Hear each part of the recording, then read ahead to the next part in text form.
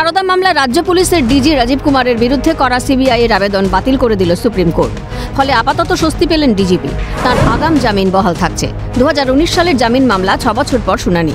তবে রাজীব কুমারের বিরুদ্ধে যে আদালত অবমাননার মামলা ছিল তা বাতিল হয়নি। 8 সপ্তাহ পরে এই মামলা আবার শুনবে শীর্ষ আদালত, জানিয়ে দিলেন প্রধান বিচারপতি বি.আর. গাভাইয়ের বেঞ্চ। প্রসঙ্গত 2019 সালে রাজীব কুমারকে এই মামলায় আগাম জামিন দিয়েছিল কলকাতা হাইকোর্ট। সেই রায়কে চ্যালেঞ্জ করে সুপ্রিম কোর্টে মামলা করে সিবিআই। গত শুনানিতে শীর্ষ আদালতের প্রশ্ন ছিল যে 6 বছর পরে কেন এই মামলার গ্রহণযোগ্যতা রয়েছে। শুক্রবারের শুনানিতে সিবিআই এর আবেদন আপাতত বাতিল করা হলো। সারদা চিটফান্ড মামলায় প্রথম তদন্ত শুরু করেছিল রাজ্য সরকার। সেই তদন্তে যে বিশেষ তদন্তকারী দল গঠন করা হয় তার প্রধান ছিলেন রাজীব কুমার। পরবর্তী সময়ে আদালতের নির্দেশে সিবিআই তদন্ত শুরু করে। সেই সময়ই কেন্দ্রীয় গোয়েন্দা সংস্থার অভিযোগ ছিল যে রাজীব কুমার সহযোগিতা না করে তদন্ত সংক্রান্ত বেশ কিছু তথ্য লুকিয়ে যাচ্ছেন। তার প্রেক্ষিতে রাজীব কুমারের বিরুদ্ধে পদক্ষেপ করার ভাবনা নেয় সিবিআই। তার পাল্টা কলকাতা হাইকোর্টের দ্বারস্থ হন রাজীব কুমার। রাজীবের মামলা নিয়ে শুক্রবার সলিসিটর জেনারেল তুষার মেহতা বলেন, আদালত অবমাননার মামলাটি গুরুত্ব সহকারে শোনা উচিত আদালতের।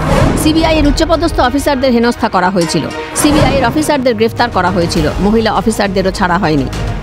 আমি কারোর নাম নিচ্ছি না, তবে মিস্টার রাজীব তাকে সকলে বাঁচাতে চাইছে। রাজীব কুমারের জন্য মুখ্যমন্ত্রী পর্যন্ত অবস্থান করেছেন। রাজীব কুমারের আইনজীবী বিশ্বজিৎ দে বলেন, প্রমাণ হয়ে গেল রাজ্য সরকার সঠিক, রাজীব কুমারও সঠিক। পুরো বিষয়টি উদ্দেশ্য প্রণোদিত।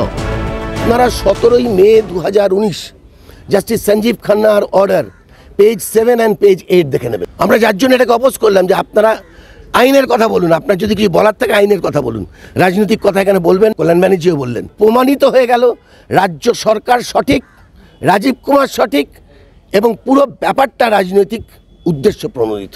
তাদের যাতে কোনো রকম হেনস্থা না হয় সে ব্যবস্থা করা হয়েছিল। কিন্তু এইখানে এসে 4 ফেব্রুয়ারি 2019 তারা এইখানে এসে একটা মিথ্যা পিটিশন ফাইল করেছিল। সেটাই কন্টেম্প বলছে। কন্টেম্পটা কিচ্ছু নেই। দেখবেন এই কন্টেম্পটাও কিন্তু ডিসমিসড হবে। আইন কিন্তু সঠিক পথে চলে। আমাদের সম্পূর্ণ রকম আস্থা ছিল বিচার ব্যবস্থার ওপর এবং আজকে রাজীব কুমার বিচার পেলেন, ঠিক বিচার পেলেন। এটা আজকে 7 বছর আগে ওনার পাওয়া উচিত ছিল। রাজ্যের আইনজীবী কল্যাণ বন্দ্যোপাধ্যায় বলেন, এটা কেন্দ্র রাজনৈতিক কারণে করছে। ওরা চাইছে বিষয়টি নিয়ে রাজনীতি করতে। এটা রাজনীতির বিষয় নয়। এই মামলা টিকবে কি করে? সারদা কাণ্ড আর্থিক তছরূপের মামলা।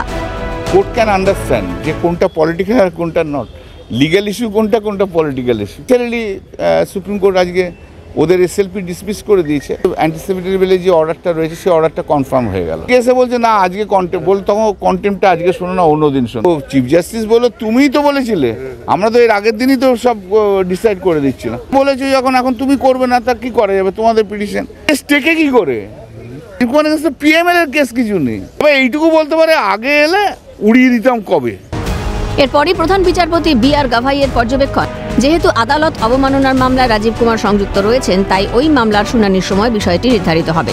আদালত মনে করে না আগাম জামিন সংক্রান্ত মামলাটি 6 বছর বাদে আর বিচারাধীন থাকার প্রয়োজন রয়েছে, তাই ওই মামলার নিষ্পত্তি করা হলো। আদালত অবমাননার মামলার শুনানি হবে 8 সপ্তাহ পর। ইন্দ্রাণী দাশগুপ্ত ও অভিরূপা হাজরার রিপোর্ট, ক্যালকাটা নিউজ।